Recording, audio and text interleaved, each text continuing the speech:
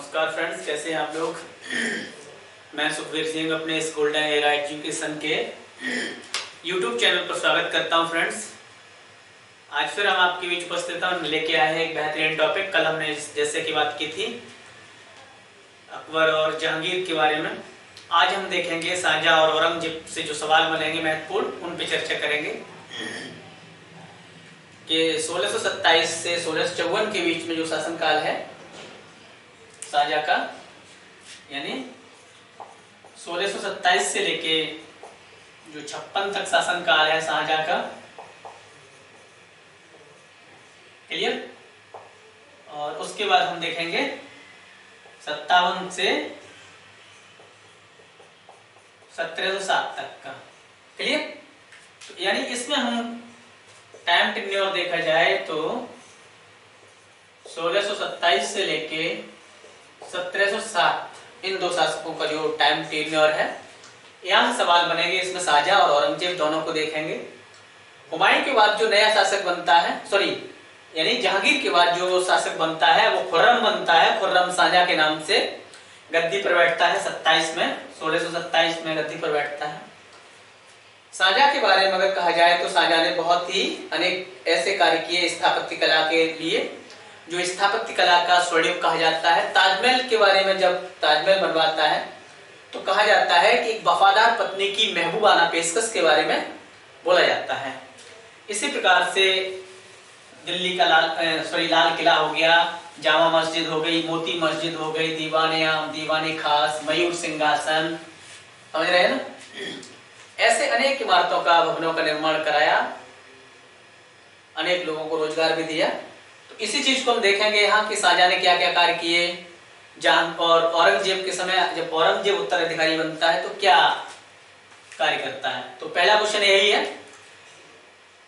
राजकुमार खुर्रम आगे चलकर सम्राट कहलाता है, किस नाम से गद्दी पर बैठता है। तो फ्रेंड्स, इसका राइट आंसर क्या होगा? राइट आंसर इसका ये सही होगा, शाहजहां। क्लियर। नेक्स्ट क्वेश्चन की तरफ बढ़ते हैं, ये रहा। किस सिख गुरु की इस्लाम धर्म ग्रहण करने के कारण औरंगजेब ने हत्या करा दी थी। यानी वह कौन से सिख गुरु थे जिनसे कहा था उसने, औरंगजेब ने कहा था कि आप इस्लाम ग्रहण कर लीजिए, लेकिन वो नहीं करते हैं और बाद में औरंगजेब उन्हें क्या करता है, मृत्यु दंड दे देता है। क्या दे देता है? मृत्यु दंड दे देता है। तो इसका राइट आंसर क्या होगा? विकल्प गुरु गोविंद, हरगोविंद, अर्जुन देव, तेंग बहादुर या गुरु गोविंद सिंह। तो फ्रेंड्स, इसका जो राइट आंसर सी सही होगा। गुरु तेंग बहादुर को क्या करता है, ये मृत्यु दंड दे देता है, क्लियर, जब ये ग्रहण नहीं करते। नेक्स्ट क्वेश्चन देखिए, जजिया कर किसके शासनकाल में पुनः लगाया था। जजिया का इतिहास 712 से मोहम्मद बिन कासिम के समय से आप देखते आ रहे हैं मध्यकालीन भारत में, क्योंकि जो गैर इस्लाम को मानने वाले थे, नॉन मुस्लिम थे, उनसे सुरक्षा टैक्स के रूप में लिया जाता था। ये सुरक्षा टैक्स के रूप में लिया जाता था। बाद में कभी किसी ने किसी पे लगाया, कभी किसी ने किसी पे लगा दिया। जैसे आप देखेंगे कि ब्राह्मणों से जजिया कर फिरोज शाह तुगलक ने लिया था ब्राह्मणों से, उससे पहले किसी ने नहीं लिया। लेकिन बाद में इस चीज को फिर सिकंदर ने हटा दिया और उसके बाद क्या होता है, अकबर ने फिर पूरी तरह से 1563-64 में जजिया को समाप्त कर देता है अकबर पूरी तरह से। लेकिन औरंगजेब क्या करता है, फिर से जजिया लगा देता है, क्लियर। तो इसका जो राइट आंसर क्या होगा, ए सही होगा। नेक्स्ट क्वेश्चन को देखिए, किस मुगल शासक ने संगीत और नृत्य पर प्रतिबंध लगा दिया था। अच्छा क्वेश्चन है फ्रेंड्स, ये बात कर रहा है औरंगजेब की। इसका राइट आंसर सी सही होगा, क्योंकि औरंगजेब जो ऐसा शासक था, कहता है कि जो संगीत है और नृत्य है वो इस्लाम के अनुरूप नहीं है। इस्लाम संगीत नृत्य की इजाजत नहीं देता है, शरीयत इसकी इजाजत नहीं देती है, और जो शरीयत के अनुसार अकॉर्डिंग नहीं है, उस चीज को हम अपने शासन साम्राज्य में लागू नहीं कर सकते हैं। तो औरंगजेब क्या करता है, इस चीज को बंद करा देता है। लेकिन हालांकि यहाँ एक विरोधाभास उत्पन्न होता है कि विरोधाभास ये है कि जब संगीत को उसने प्रतिबंध करा दिया था तो खुद क्यों संगीत सुनने में और बजाने का माहिर था। आप जानते हैं, यानी औरंगजेब बीड़ा बजाने में दक्ष था। क्या बीड़ा बजाने में दक्ष था औरंगजेब। हालांकि इसका कारण ये था, जो डिपार्टमेंट संगीत और नृत्य वाला था उस समय औरंगजेब यानी शाहजहां का जो शासन था, मुगल डायनेस्टी में जब शाहजहां शासक था, तो उस समय इसने बड़े पैमाने पे अनेक बड़े बड़े भवनों का निर्माण करा। तो कहा जाता है इसका राज्य का जो तिजोरी थी वो खाली हो चुकी थी। दक्षिण में विद्रोह हो रहे थे और अनेक जो सरदार थे वो जमींदारी जागीरदारी के लिए मारामारी कर रहे थे, और ऐसे में औरंगजेब के सामने अनेक चुनौतियां थी। इन चुनौतियों से निपटने के लिए, आय को कंजर्व या संरक्षित करने के लिए, बचाव करने के लिए उसने ऐसा किया। ऐसा इतिहासकारों का एक वर्ग का ये मानना है, दूसरे वर्ग का मानना है कि उसने बंद करा दिया था। नेक्स्ट क्वेश्चन की तरफ देखते हैं। निम्नलिखित में से कौन से एक संगीत वाद्य यंत्र बजाने में औरंगजेब की दक्षता थी? इसकी चर्चा हम पहले क्वेश्चन में डिटेल से किए थे, इसमें दिए भी थे। पंखवज, सितार, बीड़ा, उपयुक्त में से कोई नहीं। इसका जो राइट आंसर फ्रेंड्स होगा सी सही है, यानी बीड़ा बजाने में दक्ष था। क्लियर? औरंगजेब क्या बजाने में दक्ष था? बीड़ा बजाने में दक्ष था, निपुण था। नेक्स्ट क्वेश्चन को देखिए। सुप्रसिद्ध कोहिनूर हीरा शाहजहां को किसने उपहार में दिया था? तो फ्रेंड्स इसका जो राइट आंसर सही होगा मीर जुमला नाम का एक व्यापारी था। इसने जो कोहिनूर हीरा था वो दक्षिण भारत में गोलकुंडा की खान से प्राप्त हुआ था। समझ रहे हैं ना? जिस समय अलाउद्दीन का शासक था, अलाउद्दीन ने मलिक काफूर को अपना यानी सेनापति बना के दक्षिण विजय अभियान के लिए भेजा था। उस समय उसने वह हीरा प्राप्त किया था। दिल्ली सल्तनत में अलाउद्दीन खिलजी के पास रहा, फिर दिल्ली सल्तनत में एक शासक के बाद एक आता रहा। उसके बाद यह हीरा कहाँ गया? मुगल साम्राज्य में शाहजहां के पास आया। शाहजहां के शासन काल में बना रहा। बाद में जाके ये पंजाब यानी चला गया राजा दिलीप सिंह, और उन्होंने क्या किया? रानी विक्टोरिया को जाके वहां भेंट कर दिया, और आज भी रानी विक्टोरिया के जो मुकुट है उसमें उस हीरा जड़ा हुआ है। तो ये हीरे का एक छोटा सा इतिहास था। हालांकि शाहजहां को यह हीरा मीर जुमला नाम का एक व्यापारी था, उसने भेंट किया था। Clear friends? मीर जुमला नाम का व्यापारी था, इसने क्या किया था? भेंट किया था। विश्व प्रसिद्ध तख्त ए ताउस, मयूर सिंहासन जिसे बोला जाता था, मुगल शासक शाहजहां ने निम्न में से किसके द्वारा बनवाया था? यानी इसका डिजाइनर पूछा जा रहा है। विश्व प्रसिद्ध तख्त ए ताउस मयूर सिंहासन जिसे मुगल शासक शाहजहां ने निम्न में से किसके द्वारा बनवाया था? तो फ्रेंड्स इसका जो डिजाइनर था वो बेबादल खां था। राइट आंसर सी सही है इसका, बेबादल खां। राइट आंसर सी सही है, बेबादल खां इसके कौन थे? इन्होंने इसको बनाया था। नेक्स्ट क्वेश्चन देखिए। ताजमहल को बनाने में इस्तेमाल किया गया संगमरमर कहाँ है? शाहदरा लाहौर, मकराना राजस्थान, औरंगाबाद महाराष्ट्र, सिकंदरा आगरा। तो फ्रेंड्स जो ताजमहल बनाने में जो इस्तेमाल किया गया है संगमरमर वो मकराना यानी राजस्थान से प्राप्त है।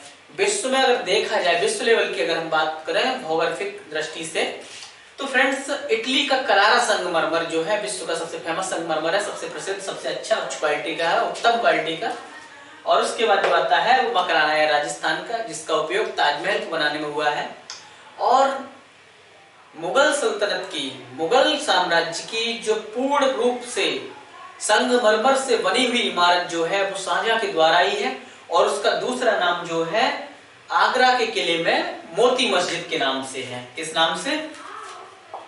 पूछ लिया जाए आपसे कि मुगल काल में पूर्ण रूप से या मध्यकालीन भारत में पूर्ण रूप से संगमरमर से बनी हुई इमारत का नाम बताइए, तो क्या बताएंगे हम उसको बताएंगे कि मोती मस्जिद आगरा में है, अब यानी जो आगरा का किला है उसमें है।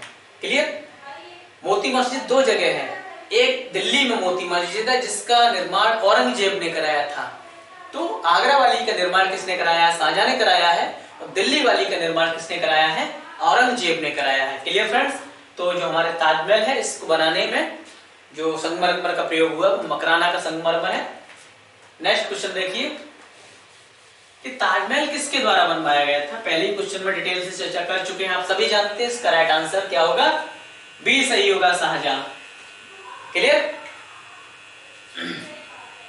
नेक्स्ट क्वेश्चन देखिए, दिल्ली की जामा मस्जिद का निर्माण किसके द्वारा किया गया था। दिल्ली की जामा मस्जिद यानी फेमस मस्जिद है, भारत की सबसे बड़ी मस्जिद सुनी जाती है, समझ रहे हैं ना। इसका निर्माण किसने किया था? तो शाहजहां ने किया था। मैंने पहले ही कहा था कि शाहजहां के शासनकाल को स्थापत्य कला का स्वर्णयुग कहा जाता है। शाहजहां के शासनकाल को स्थापत्य कला का स्वर्णयुग कहा जाता है। इसमें इसने बड़े बड़े इमारतों का निर्माण कराया था, जैसे लाल किला हो गया, ताजमहल हो गया, मोती मस्जिद, दीवाने आम, दीवाने खास, मयूर सिंहासन, तख्त ए ताउस जिसे कहा गया, और उसके बाद जामा मस्जिद। क्लियर? ऐसी इमारतों का निर्माण किसने कराया था? शाहजहां ने कराया था। नेक्स्ट क्वेश्चन देखिए, निम्न में से कौन सी मस्जिद पूर्णतः संगमरमर की बनी हुई है। जब हमने शाहजहां की स्थापत्य कला की बात की थी तो हमने इस बात की चर्चा पहले की थी। तो इसका फ्रेंड्स जो राइट आंसर होगा आगरा की मोती मस्जिद। क्लियर? मोती मस्जिद यानी दो मस्जिदें हैं, एक दिल्ली में है और एक आगरा में है। तो आगरा वाली जो मस्जिद है वो पूर्णतः किसमें बनी हुई है? संगमरमर की बनी हुई है। क्लियर? बढ़ते हैं नेक्स्ट क्वेश्चन की तरफ। निम्नलिखित मुगल बादशाहों में से किसका शासन सिंहारोहण 2 बार हुआ था। यानी किसका सिंहासन रोहण 2 बार हुआ था। तो आप सभी जानते हैं सॉरी, उत्तराधिकार का जब युद्ध हुआ था तो शाहजहां की मृत्यु के बाद उत्तराधिकार का जो युद्ध हुआ था उसमें क्या था, औरंगजेब विजयी होता है। औरंगजेब क्या करता है? 2 बार अपना राज्याभिषेक कराता है। Clear friends? कितनी बार कराता है? 2 बार अपना राज्याभिषेक कराता है। क्लियर? एक बार यानी 1658 में कराता है और 59 में कराता है। कब? 1658 और 1659 में। क्लियर? 1658 और 1659 में कराता है। जो पहला वाला है फ्रेंड्स वो दिल्ली में कराता, सॉरी आगरा में कराता है। क्या? आगरा में कराता है और ये दिल्ली में कराता है। क्लियर? 2 बार होता है इसका, पहले आगरा में, पहले उसके बाद दिल्ली में। क्लियर? बढ़ते हैं नेक्स्ट क्वेश्चन की तरफ। ये देखिए, शाहजहां के शासन काल में कौन सा विदेशी यात्री भारत आया था। शाहजहां के शासन काल में कौन सा विदेशी भारत आया था। टॉमस रो के बारे में आप जानते हैं, 1615 में जहांगीर के दरबार में आया था। हॉकिंस के 1608 में जानते हैं, जहांगीर। क्लियर? इब्न बतूता का रहेला जानते हैं आप, मोहम्मद बिन तुगलक, मनूची रह गया, डेफिनेटली कौन होगा? मनूची ही इसके दरबार में आया था। क्लियर?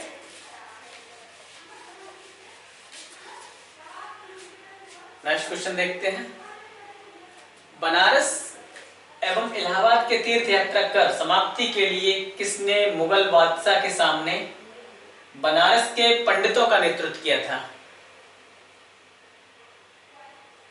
दरअसल हुआ क्या था कि उस समय तीर्थ यात्रा कर तो अकबर ने समाप्त कर दिया था, लेकिन जो शाहजहां था इसने फिर से प्रारंभ कर दिया था तीर्थ यात्रा कर, यानी समाप्त अकबर ने कर दिया था, लेकिन फिर से शाहजहां स्टार्ट कर देता है। तो एक शाहजहां के एक परिचित के एक मित्र टाइप के थे, तो वो शाहजहां से अनुरोध करते हैं कि ये हिंदुओं के बड़े तीर्थ स्थल हैं और इन तीर्थ स्थलों से क्या कर दिया जाए, जो तीर्थ यात्रा कर है उस टैक्स को समाप्त कर दिया जाए। तो उनका नाम था कविंद्राचार्य सरस्वती। ठीक है? इनके अनुरोध पर क्या किया था, इन्होंने इनके पंडितों का, यहाँ के जो पंडित थे इनका नेतृत्व किया था। क्लियर? और इन्होंने जाके शाहजहां से कहा था कि आप बनारस और इलाहाबाद से तीर्थ यात्रा कर को समाप्त कर दें, और इनकी बात को उन्होंने रखा और यहाँ से तीर्थ यात्रा कर को समाप्त कर दिया। नेक्स्ट क्वेश्चन देखिए आपकी स्क्रीन पर, ये रहा। मुगल बादशाह बलबन के द्वारा किया गया एक फारसी परंपरा जो थी सिजदा और पाबोस। बताए थे जब हमने दिल्ली सल्तनत में गुलाम वंश को बताया था कि सिजदा पाबोस किसने प्रारंभ किया था। सिजदा का मतलब यही था कि शासक के प्रति अभिव्यक्ति व्यक्त करना, सम्मान प्रकट करना, झुक जाना करना, यानी घुटनों केवल, और उसके चूमना पैरों को। क्लियर? उस चीज को किसने प्रारंभ किया था? तो बलबन ने प्रारंभ किया था। और समाप्त किसने किया था फ्रेंड्स? तो समाप्त किया था शाहजहां ने। क्लियर? शाहजहां ने इस परंपरा को समाप्त किया था, सिजदा पाबोस की परंपरा को समाप्त किया था।